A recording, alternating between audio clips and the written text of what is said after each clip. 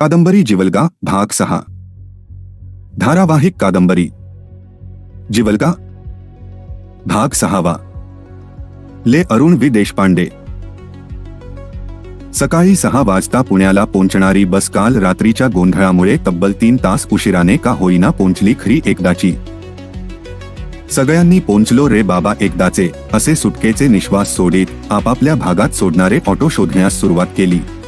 नेहाने स्वारगेटला जाण्यासाठी रिक्षा केली। ठाणे मुंबईसाठी इथूनच बसने जाणे योग्य अशी सूचना मावशीने अगोदरच देऊन ठेवली होती। नेहाचे फ्रेश होऊन झाले, चहा पाणी करून झाल्यावर एकदम छान वाटले। काल रात्रीच्या प्रवासातल्या प्रॉब्लेमचं भूत आता नक्कीच आपल्या मानगुटीवरून उतरले आहे असे वाटून तिला खूप हायसे वाटले। ठाणे जाणारी बस लागली आणि नेहा तिकीट घेऊन बसमध्ये बसली। 5-10 मिनिटांनंतर तिला अधिक रिलॅक्स झाल्यासारखे वाटले।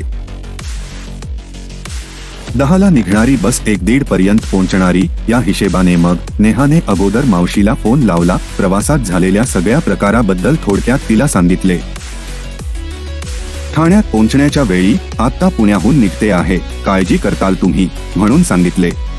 नेहाने सांगून झाल्यावर मावशी म्हणाली, नेहा ऐक ना जरा, सकाळी वेळेत आली असतीस आम्ही येणारच होतो, पण आता आज दुपारच्या वेळेत तुला घेण्यासाठी काका किंवा मी येऊ शकत नाही। आज दुपारी काकांचा चेकअप करायचा आहे। डॉक्टरची अपॉइंटमेंट आम्ही 3 महिन्यापूर्वीच घेतली आहे, त्यासाठी म्हणून आम्ही 12:30 पासूनच हॉस्पिटलमध्ये असू। पण तू काळजी करू नको, तू बस स्टॉपवर उतरलीस की फोन कर, 10 मिनिटात आपली गाडी घेऊन मधुरिमा येईल तुला घेण्यासाठी। मी कारचा फोटो पाठवते, म्हणजे नंबर पाहून तू गाडीजवर गेलीस की मधु तुला ओळखेल आणि ती तुला सरळ घरी घेऊन जाईल। आणि मग तू फ्रेश हो, मधु बरोबर जेवण कर, नंतर गप्पाने आराम करा तुम्ही दोघी जणी। मग 5:30 पर्यंत तुम्ही दोघी हॉस्पिटलला या, मग आपण सगळे मिळूनच घरी येऊ, ठीक आहे ना?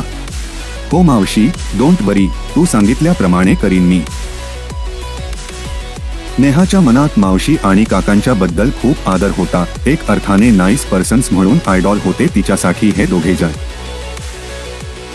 मावशीच्या या नीटनेटकेपणाने वागण्याची सवय नेहालाच काय, सगळ्यांना खूप आवडत असे। सरळ स्पष्ट मुद्देसूद सांगणार मावशी, उगीच अर्धवट बोलून सांगून गोंधळ घालणे असे प्रकार मावशी आणि काका करीत नसत। कदाचित यामुळे बेशिस्त धांदरट माणसे नेहमीच या दोघांना घाबरून राहायची।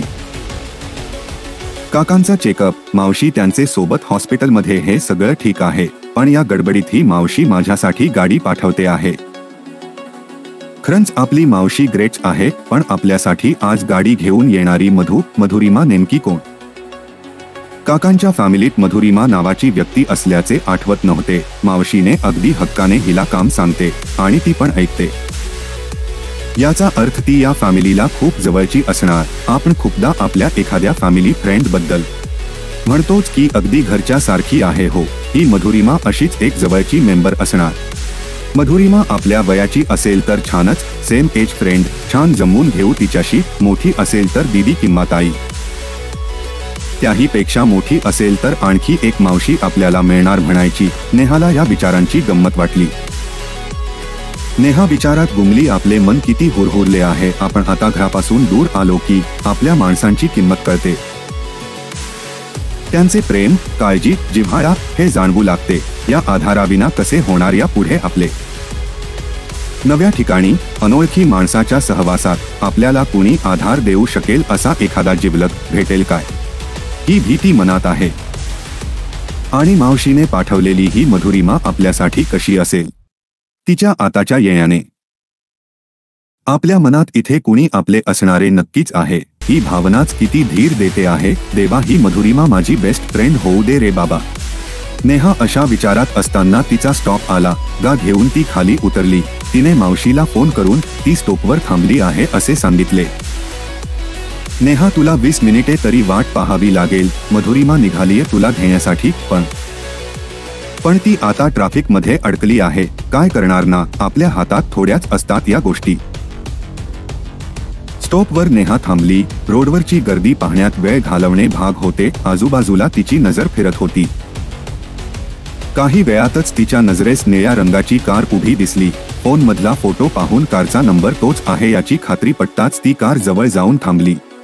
तिला आलेली पाहून कारमधून तिच्यापेक्षा मोठी दिसणारी असणारी एक स्मार्ट लेडी फिगर उतरली. हस्तमुख चेहरा, गोरापान वर्ण, जीन टी शर्ट, डोळ्यावर स्टायलिश सनग्लास. कुणी स्टार आहे की काय ही? सुरेख सुंदर स्मार्ट म्हणजे अगदी परफेक्ट 3S ड्रेस. नेहा तिच्याकडे काहीच न बोलता फक्त पाहतच राहिली. डोळ्यावरचा गॉगल काढीत नेहाकडे पाहत म्हणाली, हॅलो नेहा काकू, वेलकम इन ठाणे. मी मधुरिमा. आपणास घ्याव्यास आले आहे. आपण बसावे कारमध्ये, म्हणजे निघूया घराकडे. आपण तिच्यापेक्षा लहान आहोत हे दिसत असूनही आपल्याला नेहा काकू असे का बरे बरे म्हणत आहे? हे असे का बोलती आहे ही? क्षणभर नेहाला काहीच कळले नाही. घरी गेल्यावर ती असे का म्हणाली याचा अर्थ विचारूच तिला, असे ठरवून नेहा गाडीत बसली. 20 मिनिटात कार मावशीच्या घरासमोर थांबली.